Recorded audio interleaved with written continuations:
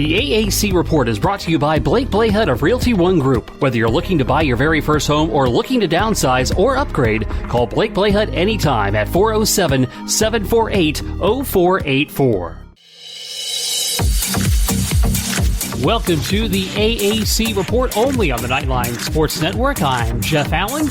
Hope you're staying well and staying healthy. Coming up on this week's show, we do a check-in on South Florida. Will Turner of Bulls247.com will be here to give us an update on how things are going at USF, as well as talk about the Jeff Scott era getting underway with the football program. Since we were with you last a couple of weeks ago, the AAC has announced the formation of a COVID-19 medical advisory group, which comprises medical professionals from each of the conference's member institutions. The group is chaired by Dr. Greg Stewart, Director of Sports Medicine at Tulane University. The conference has been consulting its sports medicine professionals on an ongoing basis, and the newly formed advisory group will now provide guidance and informational updates to the conference's presidents, athletic directors, commissioner, and office staff. The NCAA Division I Council voted to approve voluntary athletic activities in football, men's basketball, and women's basketball starting on June 1st and to go through June 30th. There had been a moratorium on that through May 31st. Other sports will be acted upon on a later date. Universities will make those calls on an individual basis on when they will allow voluntary athletic activities, certainly basing a lot of that on local and state guidelines. And as far as the economic impact of COVID-19, East Carolina University Interim Chancellor Ron Mitchelson and Athletics Director John Gilbert announced the discontinuation of 4 Pirate sports on Thursday: men's and women's tennis, men's and women's swimming, and diving. The reduction of the quartet of sports drops ECU from previously having the most sports in the AAC at 20 to tied for the fewest at 16.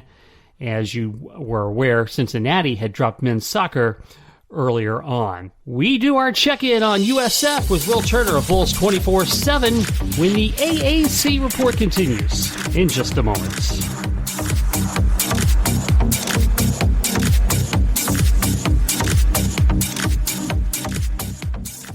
Are you tired of the endless money pit of paying rent? Do you have a home you need to sell for top dollar? Talk to the Hometown Advantage award-winning real estate professional and fellow UCF Knight, Blake Blahut of Realty One Group. Blake has proven to produce results and a smooth process for his clients all across Central Florida. Whether you're looking to buy your very first home or looking to downsize or upgrade, talk to Blake Blahut. Visit him at his website, blakesorlandohomes.com, or contact him anytime at 407-748-0484. Again, blakesorlandohomes.com and 407-748-0484. Get the hometown advantage by working with Blake.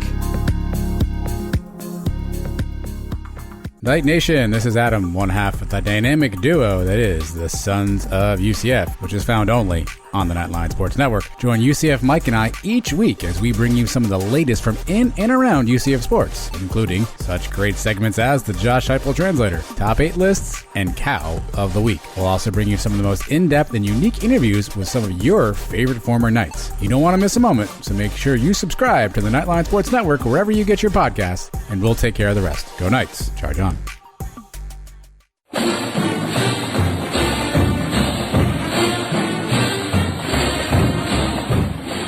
All right, it's time now to check in on our neighbors to the west at the University of South Florida. Joining us now on the podcast is Will Turner of Bulls247.com. And Will, we thank you for joining us, and also want to know how things are going for you in this new world that we kind of live in, the virtual type with no sports. I appreciate you always, Jeff, for having me on.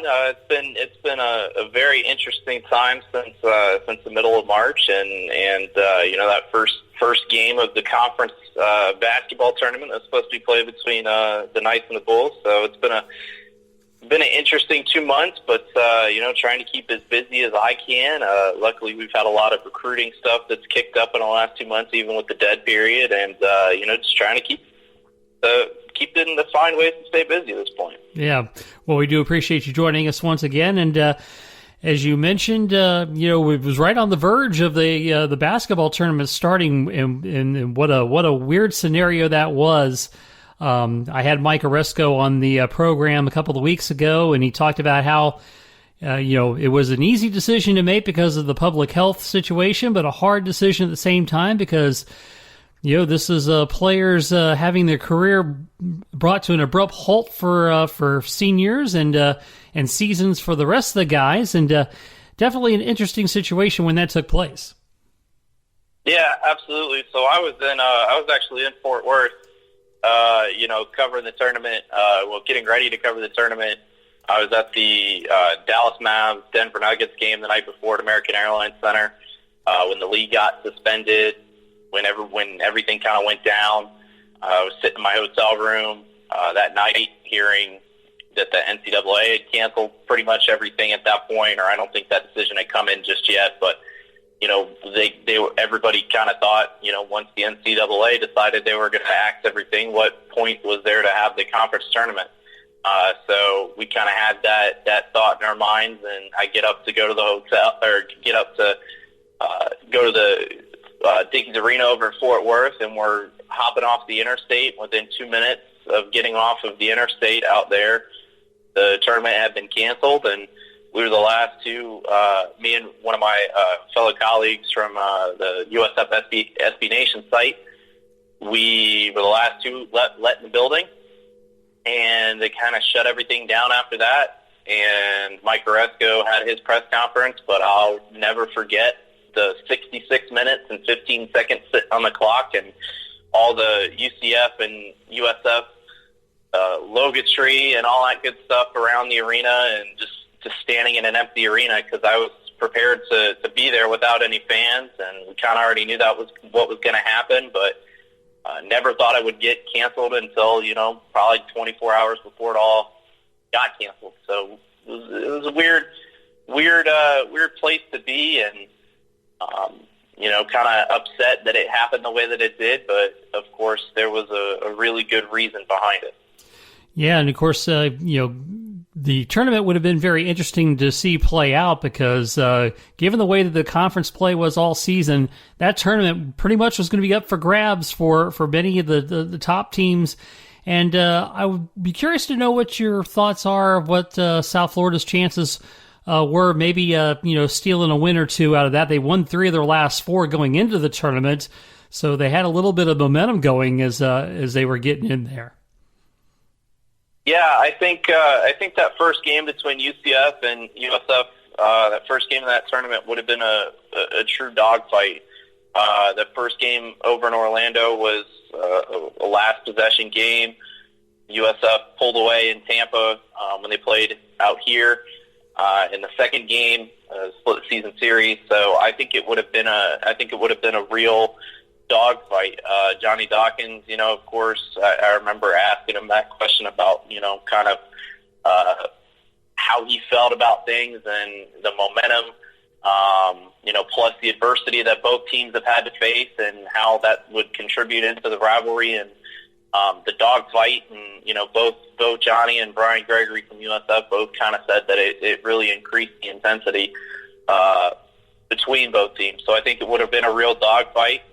And who knows, USF led Cincinnati if they were to beat UCF. USF definitely had a shot. Against Cincinnati, they led the Bearcats for a good bit of that game. Another one of those games where USF had a lead and eventually didn't finish through that game.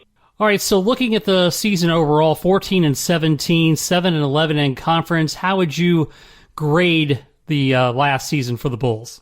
Well, if you asked me that question early on in the season, considering the blow that they had when they lost Alexis Yetna before the season, and kind of seeing that the dog fights that they had with Utah State, losing by 2 in overtime, losing to Florida State by 6, but having the lead with 6 minutes to go, up 10, being right in there with Memphis, beating Memphis once, splitting the season series with UCF, being in a lot of the games that they played, especially down the stretch, and kind of the way that their season ended with a buzzer beater 3-pointer on senior night against SMU.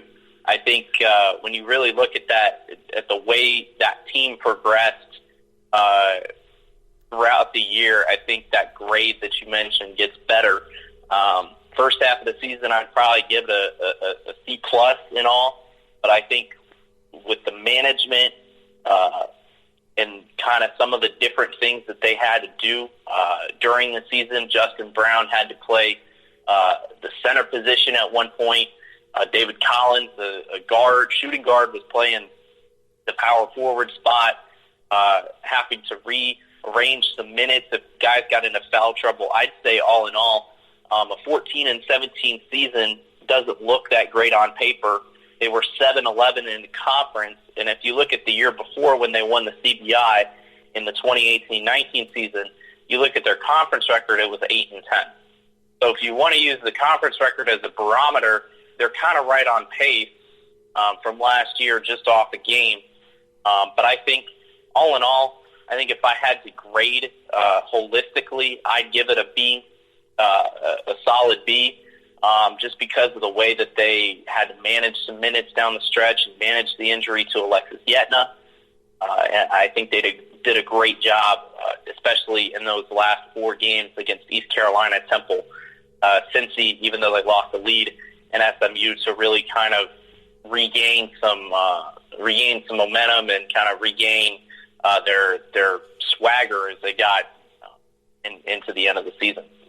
And how would you think things are pointing towards the next season, the 2020-21 season? I think they're on pace for a good year. I think David Collins is going to come back. He's testing the NBA draft waters. I don't see why he would go to the draft.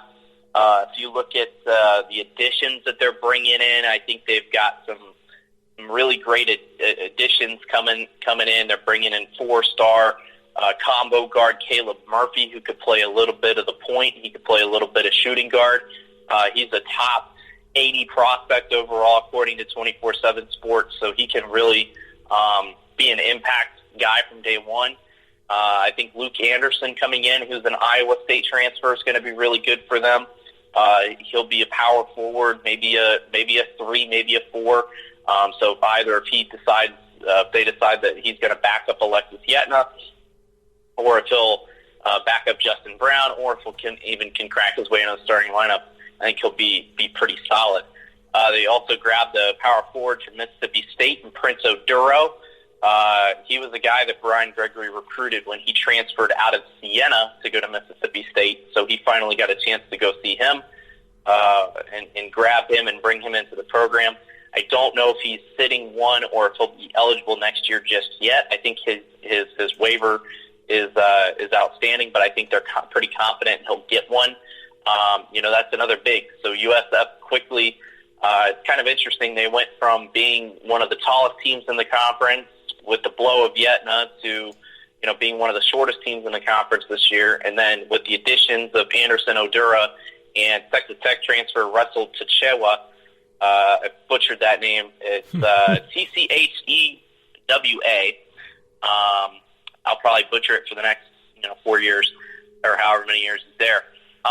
But bringing in a 7-footer, bringing in 2 guys that are 6'8", you go back to being one of the tallest teams in the conference. I think Alexis Yetna is going to have a huge bounce back year next year, coming off of the knee injury, and I think things look really bright. I think with the out of conference schedule that they're going to be facing, LSU is already on the schedule.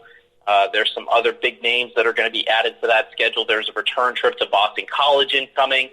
I think they're going to be pretty solid. I think they're going to have a good shot to do some good things in the conference slate with the pieces that they've added. They've just got to find somebody that's going to be able to run the point. I mentioned Murphy could do a little bit of it, but with the graduation of LaQuincy Rito, a guy that's one of the all-time great at USF, playing the point guard spot, you're going to have to find somebody to replace him. You're going to have to figure that out. And is junior point guard Xavier Castaneda going to be that guy? Who knows? Could Zach Dawson, who played shooting guard, could he play the point guard and be steady there? Does Murphy come in and steal a spot? Do they go in and try and get another transfer if they anticipate somebody leaving? There's a lot of question marks at the point guard spot, and I think those we'll have some clearer answers for those over the summer, and once we see who kind of takes that next step. But I think aside from that, things are looking really good if they can get someone to run the offense. All right, let's switch gears and talk about the football program, which will start a new era under new head coach Jeff Scott. We'll talk about that in a moment, but just kind of wanted to talk a little bit about last season, the last one under Charlie Strong. It was a 4-8 overall, 2-6 in the conference, and Charlie Strong, when he came in his first year, he had Quentin Flowers and a dynamic offense, and things just kind of continued to progressively get worse. And the wheels really kind of came off really at the end of the season before with the 6 straight losses, and then they never really got their feet on the ground last season. Right. Yeah, no, for sure. They were still kind of in shock from that. They brought in Irwin Bell to run the offense. They brought in Jeremy Darveau to run the offensive line, and those were kind of the 2 worst units of the team last year. They give up the 6th most sacks in the country along the offensive line. So, you had 2 guys on that offensive line in Billy Atterbury and Marcus Norman that were getting NFL draft looks, that were, potentially in a position to be drafted at some point. Obviously, neither of them did. Neither of them picked up a undrafted free agency offer. If you really have to wonder how much of that was the scheme or how much of that was the coaching. It remains to be seen. Obviously, we don't get more with those guys after Jeff Scott came in and cleaned house. But yeah, just like you mentioned, they never really got their footing. They came in and they got smacked in the mouth by Wisconsin, 49-0, and then they went to Georgia Tech, and they thought they could win at Georgia Tech, and they were a yard away from it. Go and beat South Carolina State, and everything it's just up and down. They have a really good October, but they can't seem to win when it mattered against Navy and against later down the stretch against Cincinnati. You had a big lead against Cincinnati at halftime that you couldn't finish off. It was just a lot of weird happenings last year with that program and kind of the way that it ended. But yeah, new era with Jeff Scott, it's looking pretty promising. Yeah. So what, in your estimation, in the 3 seasons under Charlie Strong, what do you think was the most prominent problem that led to his demise? I think there's 2 biggest things. I think there's 2 things in my mind. First of all, I think after Quentin Flowers graduated,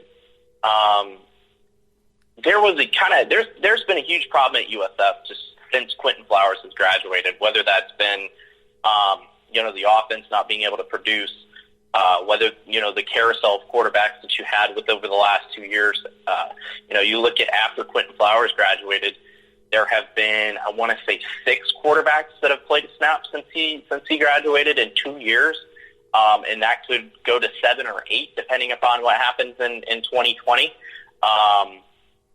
So they haven't been able to find consistency at quarterback. And if you go back and you look at Charlie Strong's history, Charlie Strong has not won without a good quarterback. You look at his stint at Louisville, he had Teddy Bridgewater. Mm-hmm. Teddy Bridgewater did great things with him. He didn't win when he didn't have Teddy. University, when he went to Texas, that kind of speaks for itself because 10-2 or 11-1, or 11-2 with USF in that first year. He has Quentin Flowers at the helm, who's probably one of the greatest football players that USF has ever had.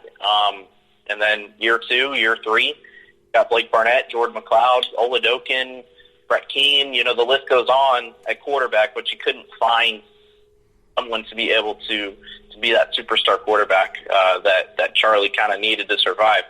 The other thing that I think was really key to his demise was the fact that there was not a lot of accountability within those walls. There wasn't a lot of accountability in that program, and not accountability with the players, accountability with the coaches. There were few and far times few and far between when Charlie took responsibility for a coaching blunder. Cincinnati, for example.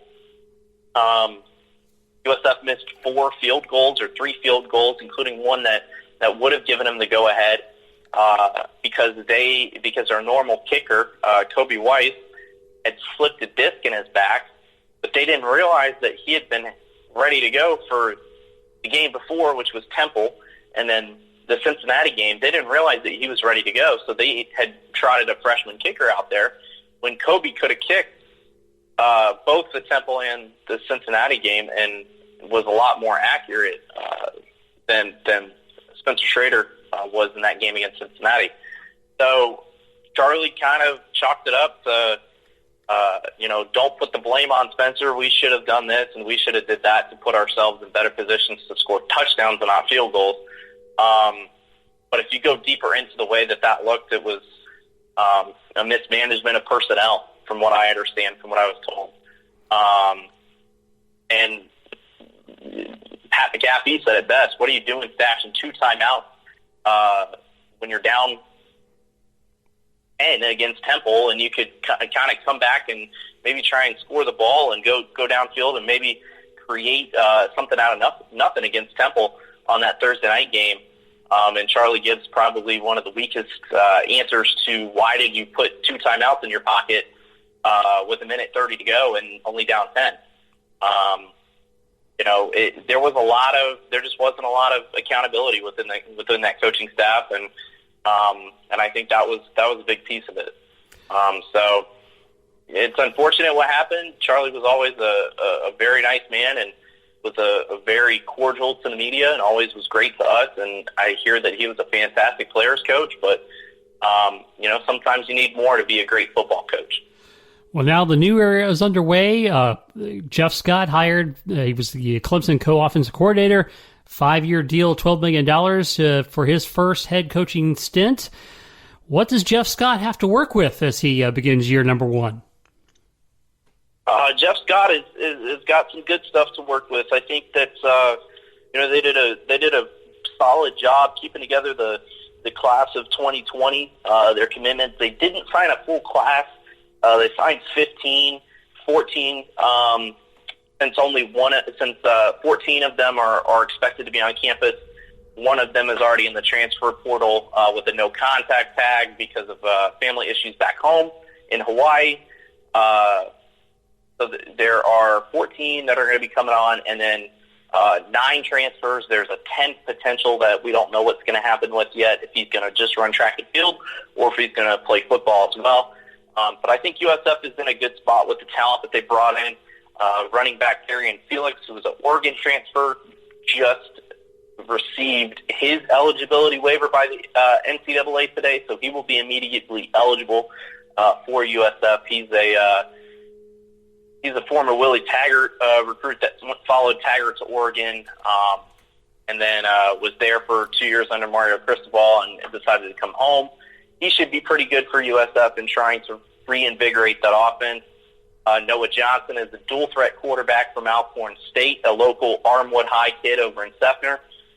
He'll be pretty good. He's a graduate transfer with 1 year to play. He was a former he was former SWAC Offensive Player of the Year, led Alcorn State to the Celebration Bowl.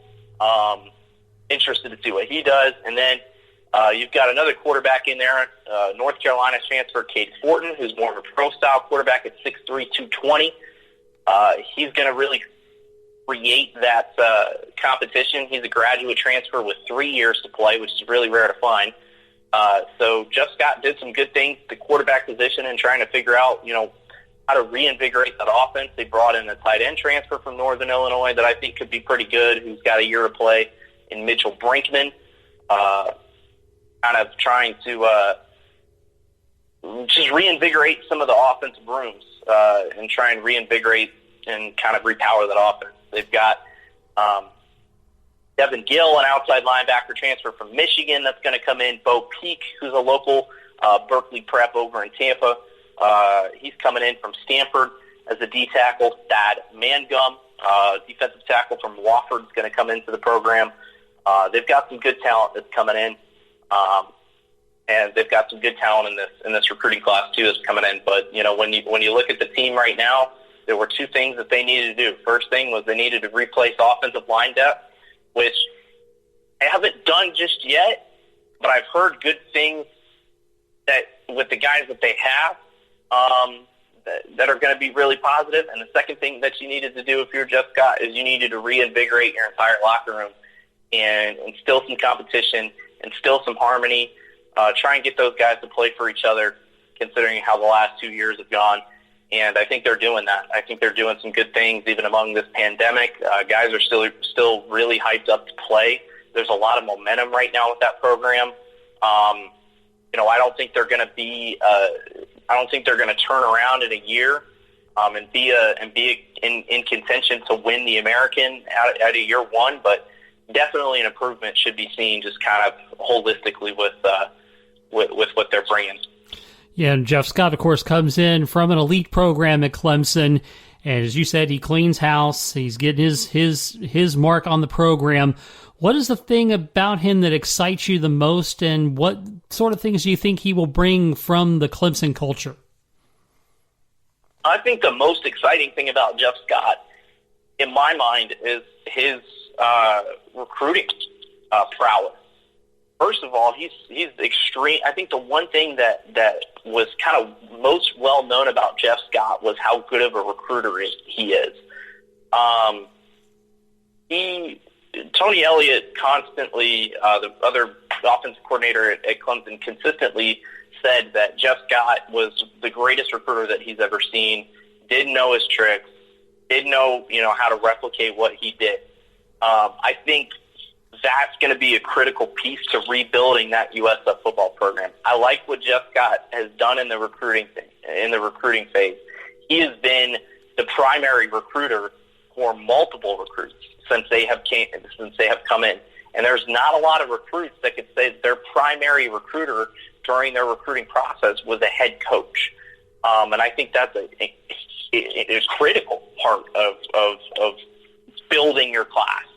And building classes that are going to be good, and making sure that you're recruiting high character guys. There's a lot of guys in this 2021 recruiting class that I've grown close to that have said, yeah, I'm on the phone with Jeff Scott every night. We talk on a regular basis. I really like what he's got going on over there.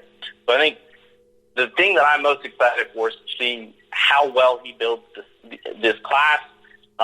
Where the class is ahead with his staff, I think they've already got a lot of good momentum. They've got 8 verbal commits already right now for the 2021 recruiting cycle, and I think he's been the primary recruiter on at least half of them. So some of the things that he'll bring from the Clemson culture to answer the second part of your question, I think he's going to bring some of the Clemson aspects to recruiting. For example, I think once we won't see it in this first year, but I think we'll see it later on is the no visit. Once you commit, you're done with the process. You don't take another visit to another school, which is really hard to instill in in a group of 5 school. You can instill it at a program like Clemson, but it's really hard to instill at a group of 5 school. So I think that's going to be interesting to see how that develops, but I think that's going to be one of the things that he brings in. I also think that he's really going to bring the family aspect of Clemson to USF. Clemson is a really family type oriented program. I could already see that with USF, whether it be the alumni Zoom calls that they've had, whether it be the first day of spring practice, having the coaches' wives and kids out for practice and running around with the players. It felt homey. It felt nice to see all that. And I think having that kind of first family aspect of Jeff Scott, his wife and daughter, and eventually son, that's on the way. I think that's going to be a really critical part of building that program. So I think the recruiting and just kind of the family environment are the two biggest things that I'm kind of the most excited for. And, of course, we're not sure exactly how the 2020 football season is going to shape up just yet. I mean, we're still starting to see a little bit of movement with things maybe opening up a little bit as far as workouts and things of that nature. But we still have a ways to go before we know what's going to take place with this football season.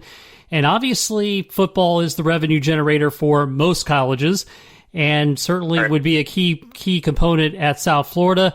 UCF's AD Danny White has said that he needs fans in the stands for his budget, and I would assume it would be the same thing over in Tampa. And do you feel there are any concerns about that, and as far as how that might affect some of the other sports possibly be in jeopardy of being cut? So as of right now, Athletics Director Michael Kelly has told me that there are not any plans or aren't even considering cutting any sport right now that USF offers. Every sport, there have been no budget cuts. There have been no salary cuts. There have been no talks of any sport cuts at all during this process. He said he wants to use all of that as a last resort. He doesn't want to cut anybody's salaries if he doesn't have to. From what I understand, there have been coaches that have stepped forward and said, yeah, we will take a reduction in our salary in order to kind of help support some of the other folks in athletics. And as of right now, there are some concerns, obviously, as there are around the country. Obviously, if you don't have fans in the stands, how are you going to create revenue, whether you're at Spectrum Stadium, where you own the stadium, or you're at Raymond James, where you're just renting it. You got to have fans in the stands, and I think there's still a concern. But as of right now, I don't think USF is at that point where they're considering cutting sports like East Carolina did, like Cincinnati did, within the conference walls. I will say, though, that, the way that they are managing things right now, it's a very meticulous approach. They're taking it day by day. Michael Kelly is obviously going into his second summer on the job, and it's definitely not a summer that he wanted to plan for. I did sense a little bit of concern in kind of the budgeting with spring sport athletes and trying to figure out what spring sport athletes are going to stay and, the financials that they're going to have with those and keeping those folks on campus and on scholarship. But we'll kind of know more about that in June. There just hasn't been a ton of information given to us yet. They've been managing it all in-house, which is, kind of expected for the administration right now that's at USF. Yeah, definitely will be something we'll have to keep an eye on as time marches on. Hopefully we'll have better news as we get closer to a fall football season. Hope keeping our fingers crossed for that. Will, if you could, please let the folks know how they can follow you and your coverage of South Florida. Yeah, so my personal Twitter is at TBTurner813. T is in Tampa, B is in Bay, Turner 813. I cover a lot of high school football, high school softball, Tampa Bay area recruiting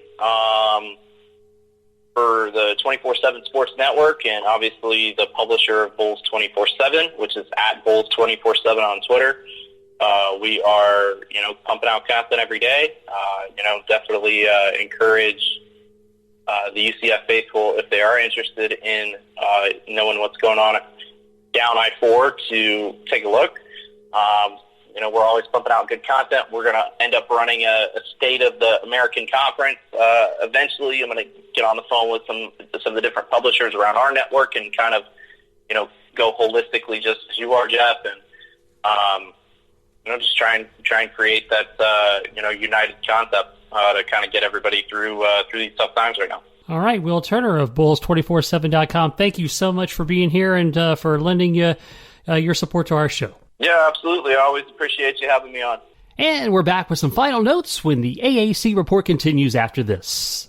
Raising the bar on what to expect from your personal injury attorney is our commitment to you at Chad Barr Law. I'm Chad Barr, and as a UCF alum, I am proud to present Knightline, the morning after show, Central Florida's only call-in show dedicated to our UCF Knights every Sunday morning at 10 a.m. And remember, if you or a loved one are injured in an auto accident, call us at 407-599-9036 to schedule your free consultation or visit us at chadbarlaw.com. Our clients come to us in need and leave as family. Offices Altamont Springs. Go Knights. Charge on. Hello, Night Nation. This is Andrew Fegley reminding you to tune in every Sunday morning at our new time, 10 to 11 a.m. on ESPN 580 Orlando for Knightline the morning after. Brought to you by Chad Barr Law. We'll be taking your calls and your texts reacting to the previous week's UCF sports action, and you never know who will show up. Once again, that's Knightline the morning after, every Sunday morning, 10 to 11 a.m. on ESPN 580 Orlando or TuneIn Radio. Go Knights and charge on.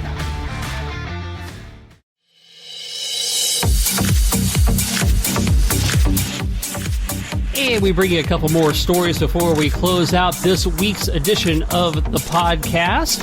Athlon Sports editorial staff has voted on a ranking of coaches for all 10 conferences. And here are their results for the AAC. At number 11, Ryan Silverfield of Memphis. Number 10, Jeff Scott of USF. Number 9, Philip Montgomery of Tulsa. At number 8, Mike Houston of East Carolina. Number 7, Rod Carey of Temple. 6, Sonny Dykes of SMU. Number 5, Dana Holgerson of Houston. Number 4, Josh Heupel of UCF. Number 3, Willie Fritz of Tulane. Number 2, Luke Fickle of Cincinnati.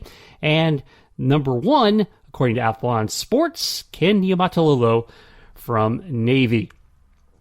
And a total of 13 student-athletes representing indoor track and field programs from the American Athletic Conference claimed 2020 All-America honors from the U.S. Track and Field and Cross Country Coaches Association, the USTF-CCCA announced on Tuesday.